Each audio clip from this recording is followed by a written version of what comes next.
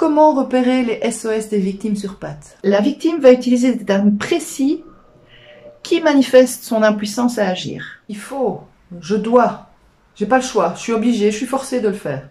Ce sont autant de formules qui montrent que la victime se sent, pas qu'elle est, mais qu'elle se sent forcée à agir d'une manière qui ne lui convient pas, et qu'elle fait la preuve par A plus B, qu'elle subit son choix et peut-être même sa vie. Si tu es sensible à ces formulations, tu es peut-être aussi sensible, voire hypersensible, hyper réactif aux signaux physiques de détresse montrés par les victimes. Par exemple, les mimiques de tristesse, l'abattement physique, les soupirs, le relâchement tonique, les pleurs, toutes ces manifestations d'impuissance qui sont autant d'appels au secours physiques, corporels, qui peuvent titiller les sauveurs et les harponner pour les faire rentrer dans le rôle du sauveur.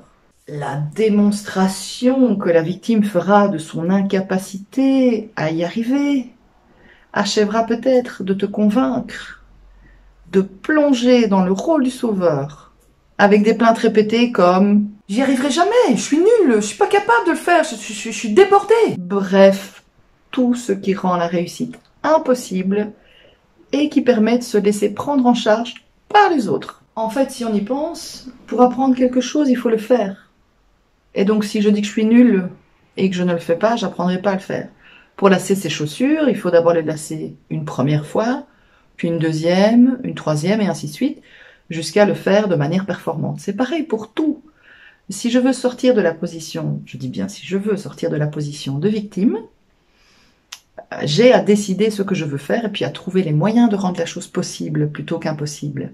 Donc on passe d'une logique de victimaire de je peux pas donc je ne veux pas à voilà ce que je veux et je vais faire en sorte de le rendre possible. Donc je veux et puis je peux et pas je ne veux que si je peux. Attention, le sauveur que tu es peut passer beaucoup de temps à contre-argumenter à chaque objection de la victime à se sentir mieux en choisissant telle ou telle solution.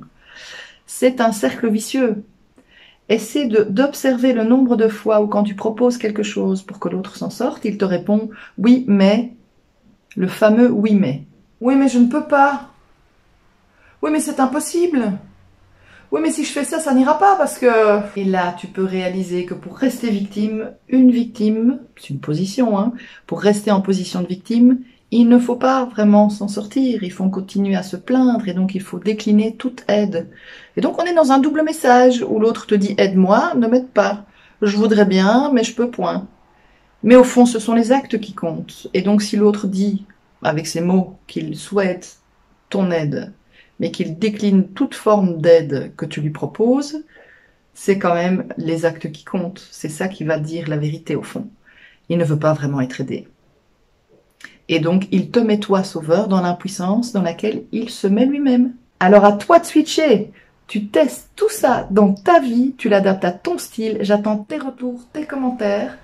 Tu peux t'abonner à la chaîne YouTube Switch, changer en douceur, en cliquant sur s'abonner et la cloche, sur la page Facebook du même nom, sur le profil LinkedIn du même nom, et tu retrouveras toutes les interventions du Centre Switch sur centre-switch avec 2e.com.